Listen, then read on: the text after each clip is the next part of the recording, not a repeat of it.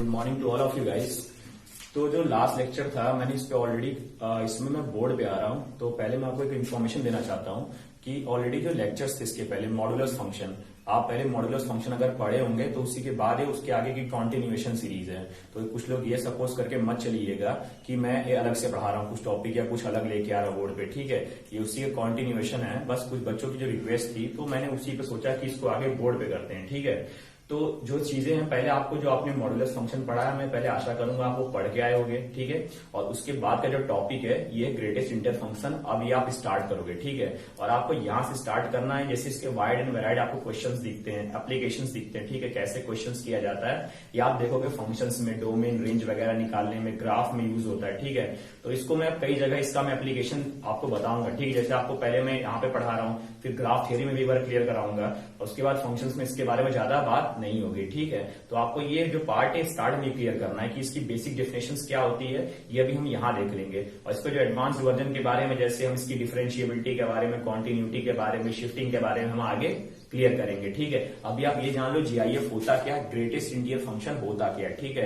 तो इसको आप बहुत वेल डिटेल जान जाओगे, ठीक है। और ये जेई की दृष्टि से बहुत इंपॉर्टेंट है टॉपिक। क्यों? क्योंकि आपको कई जगह इसको मिक्स करके एप्लीकेशन मिलेंगे। ऐसा सिंपल सा नहीं आता है, कहीं पे एप्लीकेशन मिक्स करके आएगा, ठीक है। तो वहां पे जिनको बेसिक डेफिनेशन क्लियर नहीं होती है उनको बहुत प्रॉब्लम करता है आगे, ठीक है। ये चीजें तो ये चीजें आपको ध्यान में रखना है, ठीक है। और जो ये टॉपिक है मैं स्टार्ट करता हूं यहाँ पे आपका greatest integer function.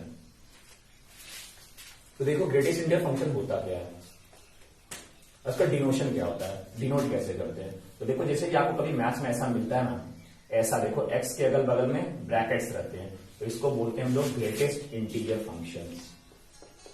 Greatest integer function, ठीक है। तो कुछ लोग बोलते हैं, कुछ बुक्स में आपको ये भी मिल सकता है, कई क्वेश्चंस में और भी लैंग्वेज में लिखता है इंटीग्रल पार्ट ऑफ एक्स, ठीक है। तो ये चीजें थी इसकी जो बेसिक डेफिनेशन के बारे में। और इसका मतलब क्या होता है, तो एक मिनट आपको बताता हूं इसका मतलब क्या होता है। इसका मतलब होता है इंटीजर, ठीक है, जस्ट बिफोर एक्स, ठीक है। अब इसका मतलब क्या होता है कि इंटीजर जस्ट बिफोर एक्स का मतलब क्या होता है, मतलब एक ऐसा इंटीजर जो कि जस्ट एक्स के पीछे पड़े।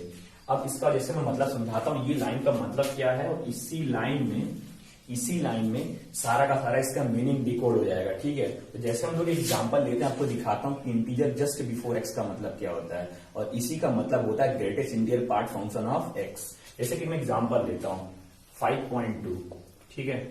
तो एक बात बताओ 5.2 अगर मैं रियल लाइन पे लिखाऊं, चलो रियल लाइन पे कहीं दिखा देता हूं, मान लो यार क्या फर्क पड़ता है, 5.2 यहां कहीं पे है और मान लो इसकी जो पीछे वाला इंटीजर वो क्या होगा, वो 5 होगा और आगे वाला इंटीजर यहाँ कहीं 6 होगा। सिर्फ इंटीजर्स बना रहा हूं, ठीक है, बाकी मुझे कोई मतलब नहीं है।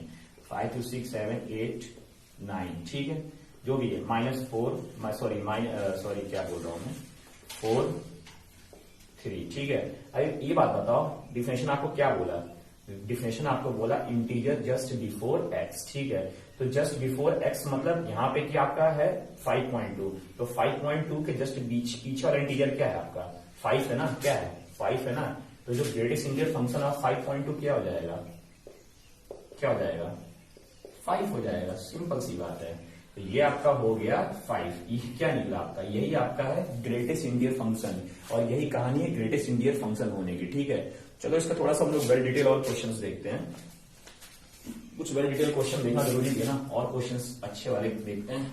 ये थोड़ा सा क्लियर हुआ होगा कि कुछ करना नहीं होता है, जो भी हमको जिसका भी ग्रेटेस्ट इंटीजर फंक्शन निकालना है, क्या उसको देखना है कि उसके रियल लाइन उसके पीछे वाला जस्ट जो नंबर है कौन सा ऐसा नंबर है जो कि इंटीग्रल मतलब इंटीग्रल है, ठीक है, एक इंटीजर नंबर है, वो उस नंबर को हमको पिकअप करना होता है, ठीक है। तो जैसे मैं एग्जाम्पल लेता हूं आपका, अभी तो मैं सिंपल एग्जाम्पल ले रहा हूं। तो जैसे 1/3 है, ठीक है। बहुत लोग बोलेंगे इसका ग्रेटेस्ट इंटीजर फंक्शन क्या होता है, तो अभी समझ में नहीं आ रहा 1/3, चलो इसको रैशनलाइज कर लेते हैं। तो 0.33 आएगा, ठीक है, 0.33 आया ना। अभी 0.33 का क्या, हमको ग्रेटेस्ट इंटीजर फंक्शन निकालना है, मतलब इसके जस्ट पीछे का इंटीजर नंबर। तो आपको इसे दिमाग में खुद इतना लिखने की जरूरत नहीं पड़ेगी, बट अभी मैं बता दे रहा हूं, ठीक है। 0.33 है, तो 0.33 के आगे वाला कौन सा इंटीजर है, 1 आएगा, पीछे 0 आता है कि नहीं, यहाँ -1 आएगा, यहाँ +2, आगे मतलब नहीं है। तो जस्ट इसके पीछे वाला इंटीजर क्या आया, 0 आया ना, तो इसकी वैल्यू क्या हो गई, 0 हो गई।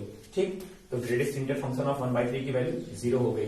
अब चलो एक निगेटिव नंबर का लेके दिखाता हूं। तो मैं जैसे निगेटिव नंबर का लिया हूं, मान लो -5.1 है। ठीक है, बहुत सिंपल है यार, मान लो -5.1 ही है आपका।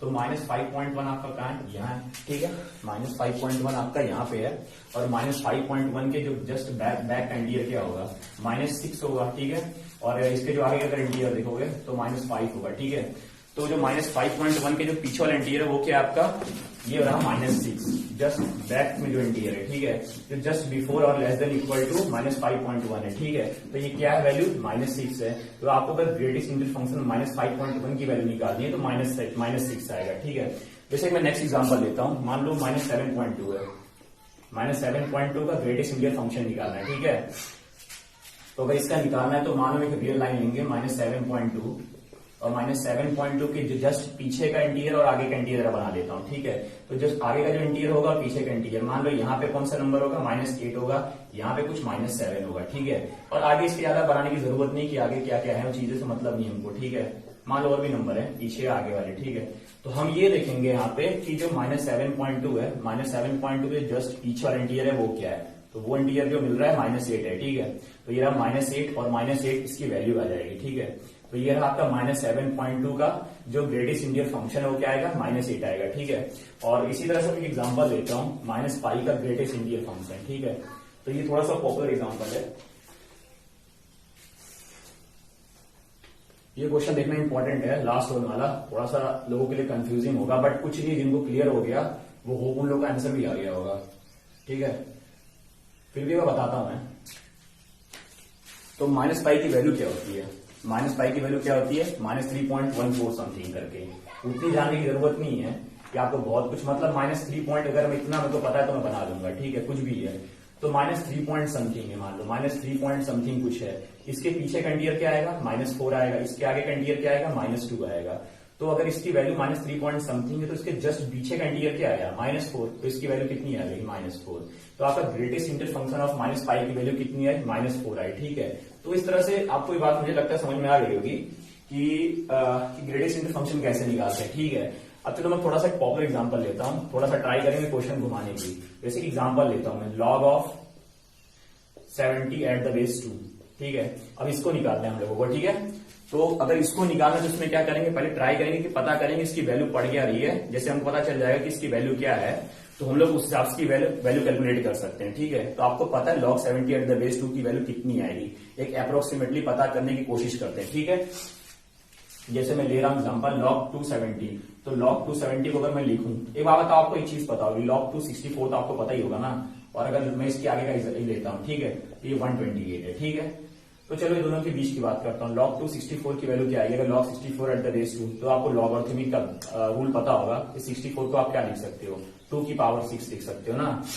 तो इसकी वैल्यू कितनी आएगी, ये वैल्यू 6 आ जाएगी। अब ये लॉगरिथम में आपको ये रूल क्लियर होगा। ठीक है, यहाँ पे आपको पता ही होगा चीजें, इसकी वैल्यू 6 आएगी और इसकी वैल्यू कितनी आएगी, अगर 128 है तो इसकी वैल्यू आएगी 2 की पावर 7, इसकी वैल्यू नियरली आ जाएगी 7। ठीक है, और यहाँ पे क्या है 70 किसके बीच पड़ेगा, 64 और 128 के बीच पड़ेगा। मतलब ये जो वैल्यू आ रही है ये वैल्यू 6 और 7 के बीच में आएगी। क्या, ये वाली वैल्यू 6 और 7 के बीच में आएगी ना, 6 और 7 के बीच में कहीं पड़ेगी। मान लो कुछ 6 पॉइंट समथिंग होगा, मुझे मतलब नहीं है कि डेसिमल में क्या होगा। ठीक है, 6 पॉइंट समथिंग होगा, अगर 6 पॉइंट समथिंग होगा तो रियल लाइन में क्या बनेगा, ये देखो रियल लाइन के हालात क्या रहेंगे, 6 पॉइंट समथिंग। ठीक है, 6 पॉइंट समथिंग आया तो 6 पॉइंट समथिंग के जस्ट आगे इंटीजर क्या आपका भाई 7 है, और पीछे वाला इंटीजर क्या आपका 6 है ना। और तो जो लास्ट में अगर जस्ट पीछे वाला इंटीजर क्या आया आपका 6 आया, तो इसकी ग्रेटेस्ट इंटीजर फंक्शन की वैल्यू क्या आ गई, 6 आ गई, है कि नहीं। तो इस तरह से क्वेश्चन सॉल्व हो गया झटके में। तो लॉगरिथम में कुछ बड़ा चीज नहीं था, बस आपको थोड़ा सा मैंने क्वेश्चन घुमाने के लिए दिया था। ठीक है, तो वो भी वाला पार्ट क्लियर हुआ होगा। मैं एग्जांपल और लेता हूं, पहले इसी में ले लेता हूं। अब जैसे आपने सीखा log 70 एट द बेस 2 निकाला। ठीक है, अब मैं बोलता हूं थोड़ा सा चेंज करो, log 1/70 eight the base 2 and try your self. ठीक है, इसको खुद से ट्राई करो, पता करो कि इसकी वैल्यू कहां से कहां के बीच आ सकती है और ग्रेटेस्ट इंटीजर फंक्शन क्या आएगा इसका। तो तो मैं खुद ट्राई करता हूं, देखो क्या होगा इसका। इसको अगर हम लोग लिखें तो इसको हम चीजें सीधे सीधे लिख सकते हैं लॉग के रूल से, -2 at base -70 at the base 2 होता है। क्यों होता है तुमको ये चीजें पता होंगी कि log 1/a अगर लिखते हो तो इसकी वैल्यू होती है -log a, है कि नहीं? ये चीज आपको पता होगी, ठीक है। नहीं पता होगी तो नोट डाउन कर लो, मैं लॉगरिथम्स में अलग से पढ़ाऊंगा, ठीक है। तो उसके लिए निराश होने की जरूरत नहीं है। तो देखो ये वैल्यू आई, ठीक है। तो अगर ये वैल्यू आई तो अब देखो करना क्या है इसमें। अब मैं इसमें देखो अगर -log 70 एट द बेस 2 आया तो ये इसकी वैल्यू तो आपने पीछे भी जल्दी में निकाल ली थी कि कितनी आई थी, आपने कंक्लूजन निकाला था 6 पॉइंट समथिंग। तो यहाँ माइनस लगा तो इसका मतलब ये क्या -6 पॉइंट समथिंग आएगा। तो अब रियल लाइन पे आ जाते हैं, -6 पॉइंट समथिंग क्या, मान लो -6 पॉइंट समथिंग ये है, तो इसके जस्ट आगे इंटीरियर क्या पड़ेगा -6 और पीछे क्या पड़ेगा -7, है ना। और अगर -7 पड़ेगा तो इसकी वैल्यू कितनी आ जाएगी -7, क्यों? क्योंकि इसके जस्ट पीछे का इंटीरियर है। तो ये रहा, आपको इस तरह से इजिली क्लियर कर लिया क्वेश्चन, ठीक है। तो क्वेश्चन कुछ नहीं था, बस आपको हमेशा अगर कभी मान लो कोई इस तरह का कॉम्प्लेक्स फंक्शन दिया हुआ है, ठीक है, तो बस वहां पे आपको एक चीज जानने की जरूरत होती है कि जो भी ग्रेटेस्ट इंटीजर फंक्शन के अंदर वाला पार्ट है उसकी वैल्यू कहां से कहां पड़ रही है। एग्जैक्ट वैल्यू भी अगर नहीं पता हो तो भी हम लोग आइडिया कर लेंगे, क्यों? क्योंकि हमको तो इंटीजर फंक्शन देखना है, जस्ट पीछे वाला, हमको जस्ट पीछे वाला इंटीजर देखना है, ठीक है। तो ये चीज बस यहाँ पे यही चीज इंपॉर्टेंट थी। अगर ये पार्ट खत्म हो गया होगा तो मैं क्वेश्चन देता हूँ, ठीक है। जैसे क्वेश्चन है, क्वेश्चन अच्छा खासा क्वेश्चन है,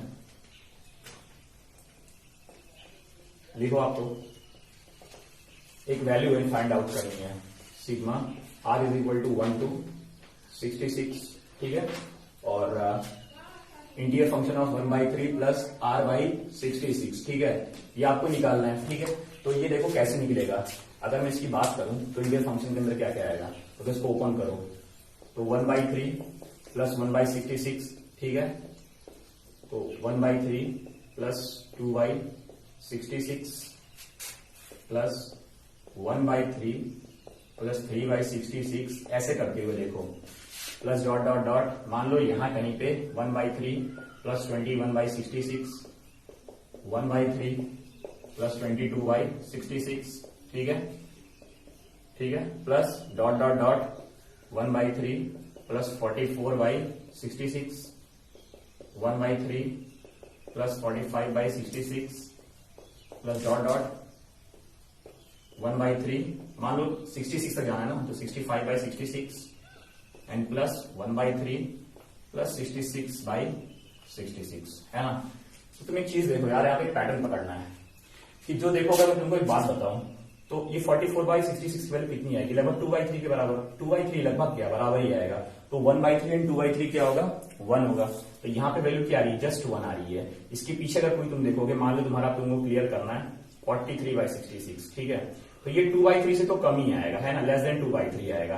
तो जो भी वैल्यू आएगी 1 से कम आएगी, मान लो पॉइंट में समथिंग कुछ करके आएगी, 0.9 समथिंग करके, मुझे मतलब नहीं कि क्या आएगा, ठीक है। मतलब क्या देखा जाए तो यहां से फंक्शन जो है, ये जो भी वैल्यू है जस्ट इसके अंदर का जो पार्ट है 1 हो रहा है। इसके आगे क्या होगा, इसके आगे का भी 1 पॉइंट समथिंग होगा, क्यों? क्योंकि ये 45/6 है, तो 45/6 है तो ग्रेटर देन 2/3 होगा। तो 1 में जब 2/3 ऐड करोगे तो आपका 1 आता है, लेकिन यहाँ पे 2/3 से भी कोई बड़ी क्वांटिटी है तो 1 पॉइंट समथिंग आएगा, तो ये भी 1 पॉइंट समथिंग आएगा। तो इस तरह से 44/66 से अगर आगे के जितने भी अगर हम नंबर्स देखेंगे तो उसके अंदर का सबका जो नंबर है क्या है, वो 1 पॉइंट समथिंग से 1 से बड़ा आ रहा है, ठीक है। ये 1 या 1 से बड़ा आ रहा है, तो जैसे ये भी आपका 1 हुआ, इसके जितने पीछे के नंबर थे ये देखो ये सब 0 है, क्यों? इनके 0 पॉइंट समथिंग आएंगे, क्यों? क्योंकि 1/66 0 पॉइंट समथिंग होगा और 1/3 भी कुछ, मतलब जो भी होगा ये वैल्यू 1 से छोटी होगी, क्योंकि हमने यहाँ देख लिया यही वैल्यू तो जस्ट 1 आ रही है। बाकी नंबर तो सब इससे छोटे हैं ना, ये भी नंबर छोटा है यार 44, ये पूरे के पूरे नंबर से बाकी सारे नंबर पीछे छोटे हैं, मतलब यहाँ पे अगर एग्जैक्टली 1 हो रहा है तो बाकी चीजें क्या होंगी, 1 से कम होंगी।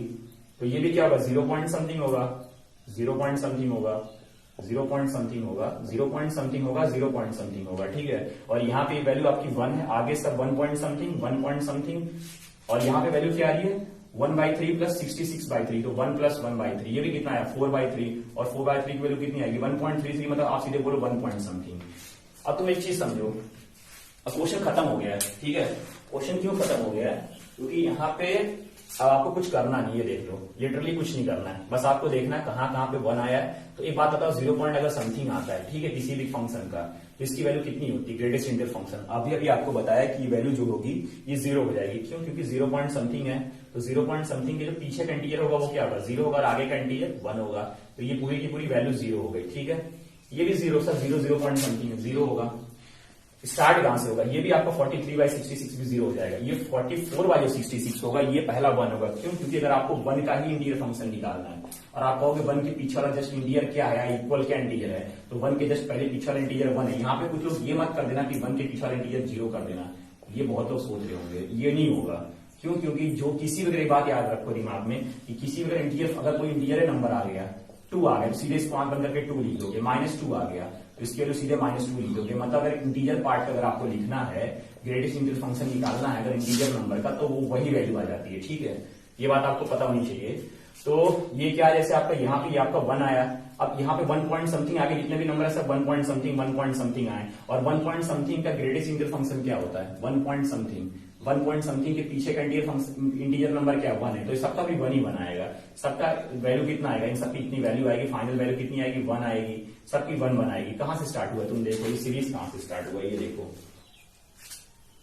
ये देखना इंपॉर्टेंट है कि कहां से कितने 1 आए वो कैलकुलेट करना इंपॉर्टेंट है। ठीक है, तो देखो यार, तुमको ज्यादा कुछ नहीं देखना है, देखना है कितने पार्ट 1 बन रहे हैं। ठीक है, छोड़ो, तो ये क्लियर हुई हो सकता है आपको चीजें कि मैं बोल क्या रहा हूं। ठीक है, तो ये आपका पार्ट कितना बनेगा, ये पार्ट भी आपका 1 बना 44/6, इसका भी इंटीजर फंक्शन ये तो आपका कितना है 1 आया, इसका भी 1 आया, इसका भी 1 आया।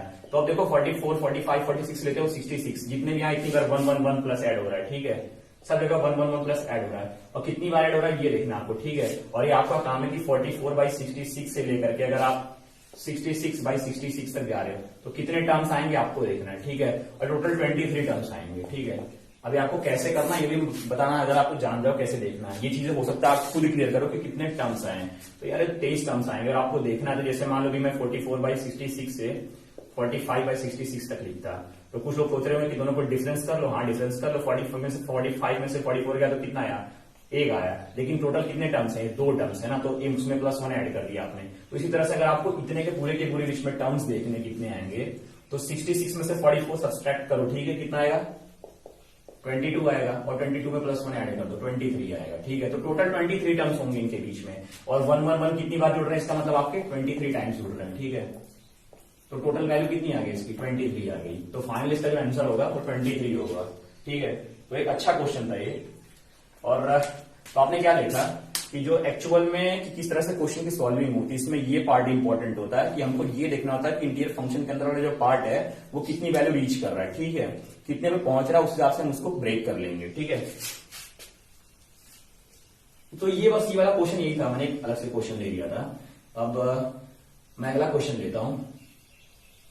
ठीक है, एक क्वेश्चन और लेता हूं।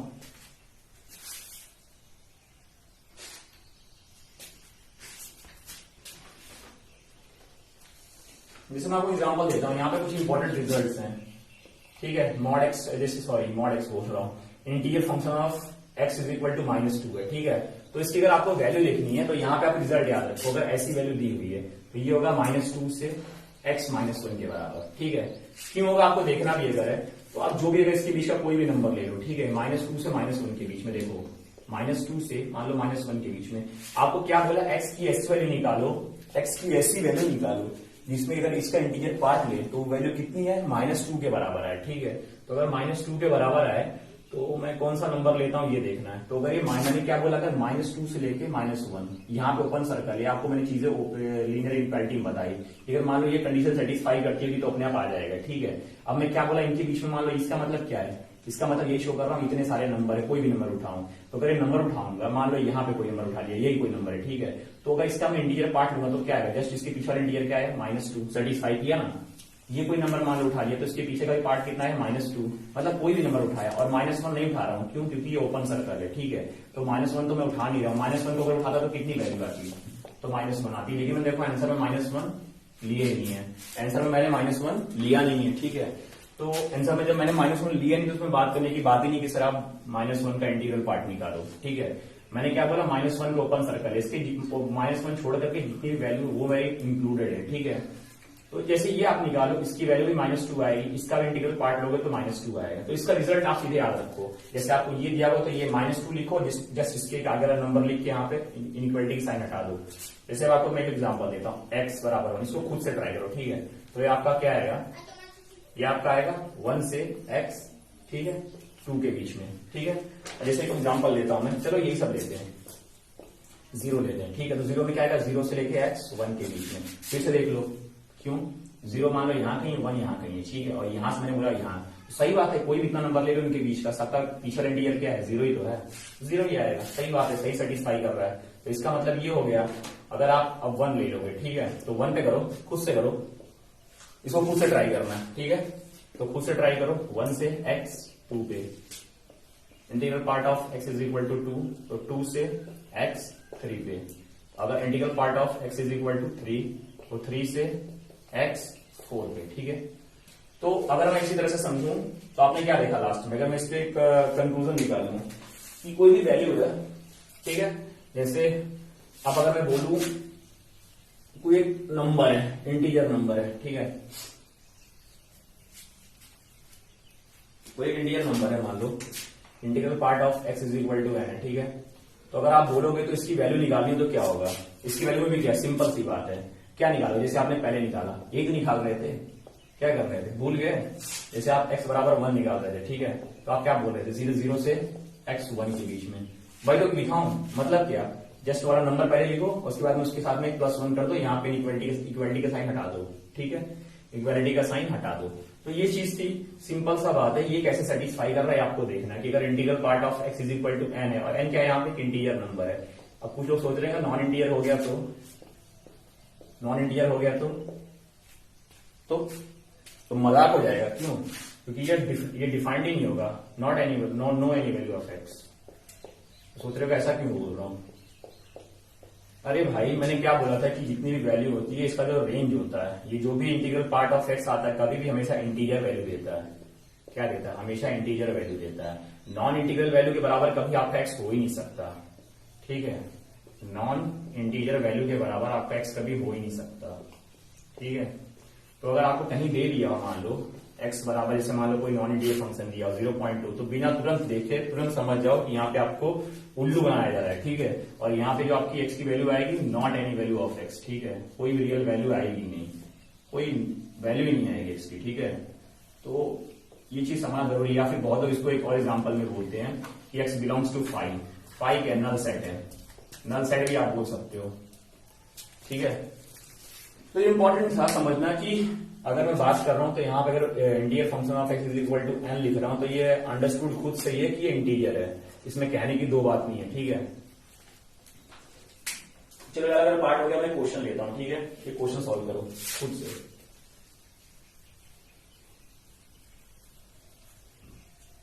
जैसे आपको मैंने बहुत सारे इंटीजर फंक्शन के दिया, मैंने क्या बोला, पहले पिछला नंबर लिखो, फिर उसके जस्ट आगे वाला नंबर लिखो, उसमें इक्वालिटी की साइन हटा दो इन इक्वेशन से, ठीक है। अगले वाले में जैसे एग्जांपल लेता हूं मैं, एग्जांपल ये लो यार, बहुत सिंपल सा एग्जांपल ले रहा हूं, अभी तो बस स्टार्ट कर रहा हूं। इंटीजर फंक्शन ऑफ -5 है, ठीक है, तो इसमें वैल्यू बताओ जल्दी से, क्या आएगी, क्या वैल्यू आएगी, क्या आएगी, -5 से x -4 के बीच आएगा, ठीक है। तो ये हो गया। अब जैसे मैं एग्जांपल और लेता हूं, चलो ये बहुत अच्छा एग्जांपल है, √x, ठीक है, √x का क्या है, इंटीग्रल पार्ट है ना, बोल रहा है इसकी वैल्यू 3, इसको सॉल्व करो, इसको क्या आएगा, इसको देखो, मैं बताता हूँ खुद क्या आएगा, बहुत ही सिंपल है, अंदर से भी मेरे को क्या मतलब है, अंदर जो भी है, मैंने क्या बोला था, ये 3 है तो मैं तुरंत डिफिनेशन लगा दूंगा, क्या, ये 3 से लेकर के 4 के बीच में, बस इस बार, पिछली बार x है, इस बार √x है, तो √x आया, ठीक है। अब √x आया तो मुझे x की वैल्यू निकालनी, तो क्या करूंगा, सिंपल सी बात है, स्क्वायर कर दो, तो 9 to x 16 के बीच में, ये फाइनल आंसर हो गया, बहुत सिंपल सा था, ठीक है। तो और एक एग्जांपल लेता हूँ, हाँ एक एग्जांपल और है, इसको तुम लोग लगाओ, मॉड तुम लोग को इतना मैंने पढ़ाया है, ठीक है, ये 3 है, तो चलो इसको सॉल्व करो, खुद से सॉल्व करो इसको, ठीक है। तो जैसे देखो, इसको सॉल्व करना है तो इसमें बहुत सिंपल है, इसमें क्या करो, अगर आपने, मैंने क्या बोला, इसमें नहीं देखूंगा अंदर क्या, पहले मैं क्या बोला, इंटीग्रल पार्ट अगर किसी का भी अगर 3 आए तो क्या होगा, 3 से 4 के बीच में आएगा, ठीक है। तो 3 से 4 के बीच में आपका ये आ गया, ठीक है, आया कि नहीं आया। अब इसको मैंने क्या बोला, इसको तो इस तरह के क्वेश्चन बहुत सॉल्व किए होंगे इनइक्वालिटी में, मैंने खुद ही सॉल्व कराया है, ठीक है। तो देखो, इसको बहुत सिंपल सॉल्व करना, फिर भी बता दे रहा हूं, अब आत्म संतुष्टि के लिए <4, ठीक है। तो अगर इसको सॉल्व करोगे तो इसकी वैल्यू क्या आएगी, x belongs to -∞ to -3 union 3 to ∞, ये तो आपको पता ही है, ठीक है, ये इसको बताने की बार बार जरूरत नहीं है। और एंड का मतलब क्या होता है इन मैथमेटिक्स में, इंटरसेक्शन होता है। और मॉड एक्स अगर लेस देन 4 इसकी वैल्यू क्या आएगी, ये भी आपको बताया है इनइक्वालिटी का रिजल्ट। अब ये सब बात करूंगा मैं, ठीक है। ये सब मुझे होप आपने पहले इनइक्वालिटी के लेक्चर्स देखे होंगे, ठीक है। तो जिन्होंने नहीं देखे भाई वो लोग देख के आए, ठीक है। तो देखो इसको अगर सोल्यूशन, फाइनल सोल्यूशन निकालना तो रियल लाइन -4 यहां कहीं है, -3 यहां कहीं है, 3 आपका यहां कहीं है, 4 आपका यहां कहीं है। तो पहले का सोल्यूशन इंटरवल निकाल लो, ठीक है। क्या आएगा, तो -∞ to -3 ये आपका पहला, और 3 to ∞ ये आपका यहाँ, ठीक है। ये आपका इसका सोल्यूशन सेट आ गया। और दूसरा क्या, -4 to 4, तो -4 to 4 ये रहा आपका, ठीक है। अब दोनों का कॉमन लिखना है, इंटरसेक्शन मतलब क्या, कॉमन। तो कॉमन बना लो, फिगर में क्या है, ये रहा कॉमन। ये पहला कॉमन रीजन है, दूसरा कॉमन रीजन है, ठीक है। अब इसको अगर इंटरवल के भाषा में लिखना है तो क्या लिखोगे, लिख लो, खुद ही लिख लो, क्योंकि मैंने बताया है सब चीजें, ठीक है। बता दे रहा हूं फिर भी, लेकिन आशा करता हूं खुद से लिख लो, ठीक है। क्योंकि 12 लेक्चर इसीलिए मैंने लिए थे पीछे, वहां मैंने ऑलरेडी सब चीजें डिस्क्राइब करके रखी हुई कि सॉल्यूशन सेट कैसे निकालते हैं, बस मैंने इंटीरियर फंक्शन नहीं बताया था। तो ये पार्ट तो आपको खुद ही करना है, ठीक है। तो देखो क्या लिखोगे, -4 पे ओपन सर्कल है, तो -4 को ओपन, सॉरी -4 आपका ओपन सर्कल पे आएगा, ठीक है। और -3 पे क्लोज सर्कल है, ठीक है। और यूनियन लिखोगे क्यों, क्योंकि एक सोल्यूशन सेट ये भी है, कहां से कहां तक है, 3 to x 4 के बीच में, ठीक है। तो ये आपका आंसर हो गया। आंसर क्या हो गया, आपका आंसर हो गया -4 to -3, ठीक है। और यूनियन 3 to 4, ठीक है। बस खत्म, ठीक। तो ये आपका क्वेश्चन खत्म, ठीक है। अब मैं एग्जांपल और लेता हूं, हाँ थोड़ा ढंग का क्वेश्चन है, थोड़ा सा ठीक क्वेश्चन है, इसको पहले खुद से ट्राई करना, ठीक है। तो यार इस तरह का क्वेश्चन करा के रखा हूं, इसमें भी इनइक्वालिटी की सॉल्विंग बीच में आएगी, तो आप ये मत बोलना कि इनइक्वालिटी नहीं आती, ठीक है। क्योंकि इनइक्वालिटी की सॉल्विंग तो मैंने ऑलरेडी करा के रखी है, ठीक। जैसे मैं एग्जांपल लेता हूं, क्वेश्चन, ठीक है। और आज के लेक्चर का लास्ट क्वेश्चन होगा, क्योंकि इसके बाद मुझे और भी कंटिन्यू करना है, बट मैं आगे बताऊंगा, ठीक है। -5 लास्ट क्वेश्चन है, करो इसको खुद से, ठीक है। ये आपका रहा, और इसको सॉल्व करो, क्या आएगा, मॉड है, mod of 2 integral part of x -5 is equal to 1 है, ठीक है। सॉल्व करना है, बहुत सिंपल है। क्यों, मैंने क्या बोला, मॉड की वैल्यू 1 आई, तो आप तो ये तो सीधे बात जानते हो कि 2, इसके मैं अगर लिखना चाहूं तो मॉड को आपको मैंने इसीलिए पढ़ा के रखा है, 12 लेक्चर इसीलिए पढ़ा के रखा हूं। वहां मत समझना कि मैंने इसीलिए पढ़ाया था, सर क्यों पढ़ाए थे फालतू का, क्योंकि वो सब चीजें मैंने कहा था ना, आगे बहुत तकलीफ करेंगे लोग, लेक्चर नहीं पढ़ेंगे। ±1 होगा, ठीक है। ये होगा, मैं बताऊंगा भी नहीं क्यों होगा, ठीक है। मैं होप करके चलता हूं कि आपने सब जो पीछे के लेक्चर्स होंगे वो देखे होंगे, ठीक है। तो अगर ये +-1 आया तो इसको अलग कर लो, 2 अलग अलग सॉल्विंग लेनी है हमको, एक +1 वाली या तो -1 वाली, -1, ठीक है। या मतलब क्या होता है, और का इंग्लिश में मतलब अगर और होता है तो मैथमेटिक्स में मतलब क्या होता है, यूनियन होता है, समझो। तो ये आपका आ गया, तो 2 इंटीग्रल पार्ट ऑफ x की वैल्यू क्या आ गई, सॉल्व करो भाई ये सब फटाफट, 6 आई, ठीक है। अब ये सब तो सॉल्विंग में अगर लेट हो ना तो बहुत दिक्कत करेगा आगे, ठीक है। सॉल्व में थोड़ा सा फास्ट बनो, इंटीग्रल पार्ट ऑफ x की वैल्यू 3 आई, ठीक है। और यहाँ पे इंटीग्रल पार्ट ऑफ x की वैल्यू क्या आई, 2 आई, और का मतलब यूनियन मारो, ठीक है। अब बताइए, मैंने अभी आपको बताया इसका सोल्यूशन सेट क्या आएगा, सिखाया अभी 4 यूनियन 2 से x 3 के बीच में, ठीक है। तो अगर इसका सोल्यूशन सेट फाइनली लिखना हो, इसको थोड़ा सा अगर मैथमेटिकल टर्म में लिखना हो तो कैसे लिखते हैं, इंटरवल में लिख लो,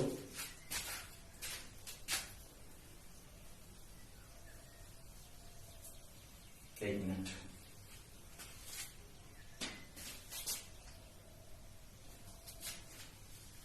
देखो अब इसको इंटरवल में लिख लो यार, बहुत इजी है इंटरवल में लिखना इसको, ठीक है। इसको इंटरवल में लिखना बहुत इजी है,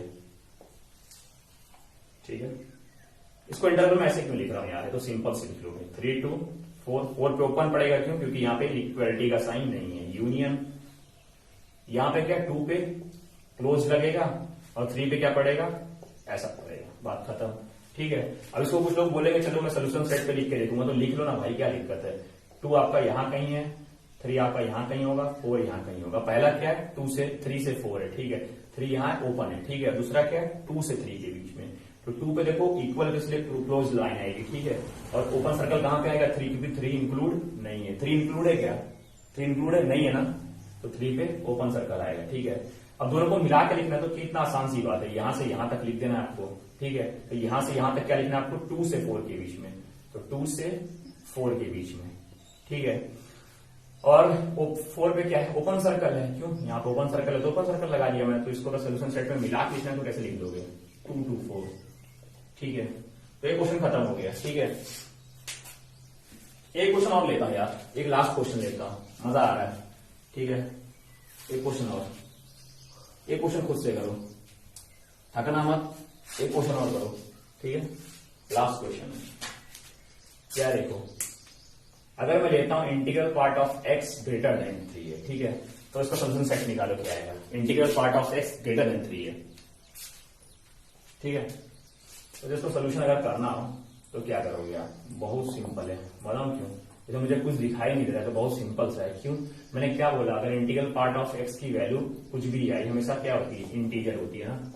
तो तुम समझो इंटीजर है, और मैंने क्या बोला, इंटीजर ग्रेटर देन 3, मतलब ऐसे से इंटीजर निकालो जिसकी जो वैल्यू होगी 3 से बड़ी होगी। तो सिंपल सी बात है, 4 5 6 7 8 9, सिंपल, कोई भी लिख देगा, तो बस वही लिखना है, 4 5 6 7 8 9 10 अप टू इन्फिनिटी, ठीक है। अब कुछ लोग बोलेंगे 3 लिख दें, तो 3 ग्रेटर देन 3 होता है क्या, कभी नहीं होता। कुछ लोग बोलेंगे इसके लिए 2 लिखते हैं, 2 ग्रेटर देन 3 होता है क्या, कभी नहीं होता। तो इसलिए मैंने सब लिखे हैं। लेकिन 4 ग्रेटर देन 3 होता है ना, 5 ग्रेटर देन 3 होता है ना, बस होता ही होगा, होता है कि नहीं होता, होता है ना। तो अब देखो, जैसे integral part of x is equal to 4 लिखना, ठीक है। पहले इसका देखता हूं, सॉल्व करना है अलग अलग। तो मान लो एक, जैसे मान लो 4 आया एंड 5 आया, ठीक है, एंड 6 आया, ठीक है। और नहीं एंड आएगा और आएगा, तुम बताओ एंड आएगा या और आएगा। वैल्यू तो और करके आएगी ना, क्यों और करके आएगी, क्योंकि या तो ये हो सकता है, ये भी हो सकता है, ये भी हो सकता है, कोई ये भी हो सकता है, जरूरी है क्या, हाँ, ठीक है। तो और आएगा, लैंग्वेज पकड़ो यार खुद से, या तो मान लो यही हो सकता है, ठीक है, ठीक है, ये आपका है। तो मैं क्या करता हूं, मैं पहले का सोल्यूशन सेट दिखाता हूं। पहले integral part of x is equal to 4 है, तो इसका सोल्यूशन सेट क्या आएगा, सिंपल सी बात है, लिखो यार खुद से, भी मैंने सिखाया। 5 आगे और का मतलब मान लो और ही लिखो, कोई दिक्कत नहीं है। ये क्या आएगा, अगर 5 आया तो 5 से 6, और इसका 6 का मतलब क्या होता है, 6 to 7 के बीच आएगा। अगला और का मतलब 7 to 8 के बीच में आएगा। ऐसे करते करते तुम एक चीज देखो, 4 से 5 गया, 5 से 6 गया, 6 से 7 गया, 7 से 8 गया। तुम सीधी सी बात इसको क्या लिख सकते हो, 4 से इंफिनिटी जा रहा है कि नहीं, लिख सकते हो कि नहीं लिख सकते। अगर नहीं पता तो चलो